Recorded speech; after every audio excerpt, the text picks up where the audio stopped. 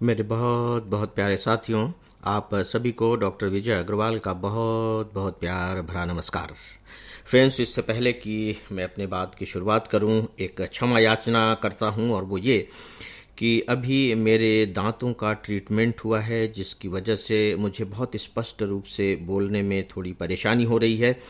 इसीलिए आज मैं बहुत धीरे धीरे आप लोगों से बातें करूंगा, और बहुत सारे शब्द ऐसे हो सकते हैं जो शायद बोलने की कमी के कारण बहुत स्पष्ट रूप से आपकी समझ में न आए। तो मुझे पूरा विश्वास है कि आप सब मुझे इतना मार्जिन देकर चलेंगे। ध्यान होगा आपको कि फ्राइडे को मैंने एक नए विषय की शुरुआत की है, जो सुनने में देखने में तो थोड़ा सा फिलॉसफिकल किस्म का लगता है, लेकिन इनफैक्ट मैं बहुत ही उसके व्यावहारिक पक्ष को लेकर के आप सबसे विचार विमर्श कर रहा हूँ। मैंने माया के बारे में कुछ बातें की थी, और अपने तरीके से मैंने माया का अर्थ बताने की कोशिश की थी। साथ ही मैंने आप सबसे यह भी रिक्वेस्ट किया था कि आप सब बीच के इन 2 दिनों में उस पर विचार करें, और मुझे पूरा विश्वास है कि आप में से बहुतों ने ऐसा किया होगा, और जिन्होंने किया होगा उन्हें यह विषय बड़ा अब रुचिकर लगेगा, क्योंकि इस विषय को उन्होंने पहली बार अनुभव किया होगा। ठीक है, हम संसार को माया कहते हैं, माया झूठा होता है, माया महाठगनी होती है, इससे हमें बचना चाहिए। ये सब बातें हम सुनते हैं, रट भी लेते हैं, और जब किसी से कुछ कहना होता है तो उपदेश के रूप में हम कह भी देते हैं, भले ही हम खुद उसे फॉलो न कर रहे हों। लेकिन जब अनुभव के स्तर पर हम किसी भी इस तरह के फिलॉसफिकल बातों को महसूस कर लेते हैं, तो दोस्तों उसकी जो अर्थवत्ता है हमारे लिए बिल्कुल बदल जाती है, उसकी गुणवत्ता हमारे लिए बहुत अधिक बढ़ जाती है। और इसीलिए इस विषय को लेकर मैं आप सबसे बात कर रहा हूँ।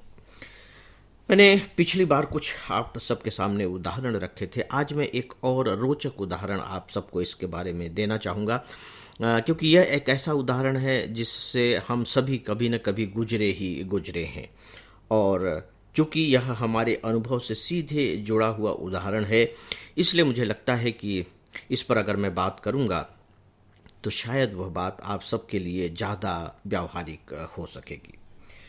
दोस्तों, मैं आज प्रेम के माया जाल पर बात करने जा रहा हूँ। प्रेम का माया जाल।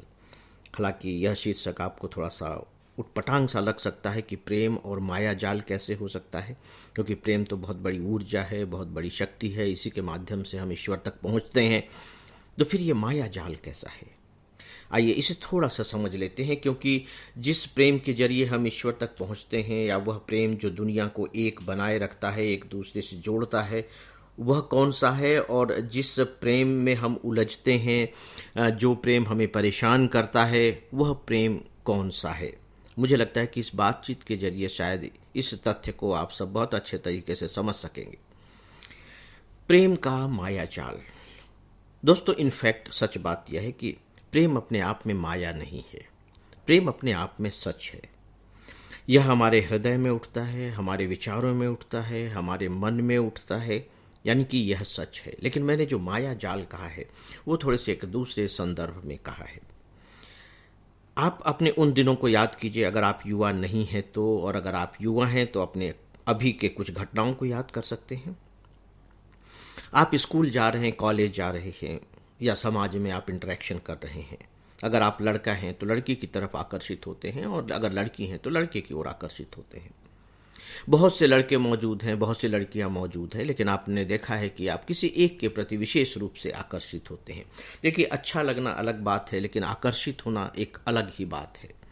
अच्छे तो बहुत से लग सकते हैं, लेकिन आकर्षित होना लगे कि नहीं, इसके साथ मेरे प्रेम संबंध हो सकते हैं, या मैं इसे प्रेम करता हूँ, आप ये कह सकें, वो तो इक्के दुक्के के साथ ही होता है। अब आप इस पर थोड़ा सा विचार कीजिए कि जो आपको अपने प्रेम का आलंबन दिखाई दे रहा है, यानी कि इससे मैं प्रेम करना चाह रहा हूं, पहली बात यह कि वो बहुत दिनों से आपके साथ रह रहा था। एक दिन किसी वजह से आपको लगने लगता है कि नहीं, यह मेरे प्रेम के लायक है।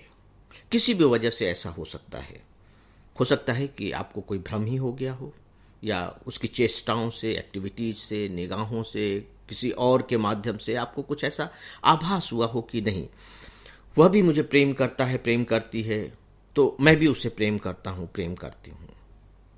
बस अब आपको थोड़ा सा यहीं सतर्क होना है। अब आप अपने इस भावना को दो भागों में विभाजित कर दीजिए, बहुत स्पष्ट रूप से। पहला भाग वह है जब आप उसके साथ थे, रोज मुलाकात होती थी, लेकिन प्रेम का विचार आपके दिमाग में नहीं आया था। और दूसरा भाग वह है जबकि प्रेम का विचार आपके दिमाग में आ चुका है। बस आप केवल इन दोनों के अंतर को समझने और पकड़ने की कोशिश कीजिए। दोस्तों, अब चूंकि वक्त इतना नहीं है कि मैं इस पर थोड़े से विस्तार के साथ जा सकूं, कल मैं डेफिनेटली इस पर हो सका तो और कुछ बातें करूंगा, लेकिन फिलहाल आप इतना जरूर करें, अपने इस प्रेम की भावना को दो भागों में विभाजित कर दें। पहला भाग जबकि उसके प्रति प्रेम नहीं हुआ था, और दूसरा भाग जबकि उसके प्रति प्रेम हो गया है। आपको बहुत मजा आएगा और शायद एक बहुत ही सत्य से आप साक्षात्कार कर सकेंगे। तो दोस्तों, आज बस इतना ही। नमस्कार।